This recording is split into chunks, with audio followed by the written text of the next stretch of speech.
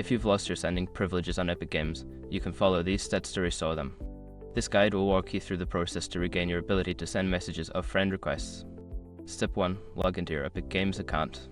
Visit the Epic Games website and log into your account using your credentials. Make sure you are using the correct email and password associated with your account.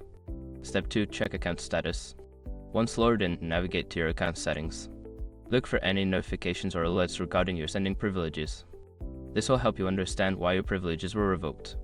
Step 3. Review community guidelines. Familiarize yourself with Epic Games community guidelines and policies. Ensure that your previous actions did not violate these rules, as this could be the reason for the restriction. Step 4. Submit a support request. Before starting recovery, use the SR.com link in the description to open the account recovery checklist generator and make sure your verification details are ready. Step 5. Wait for a response.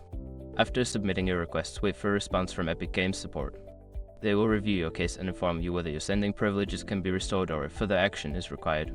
By following these steps, you should be able to restore your sending privileges on Epic Games.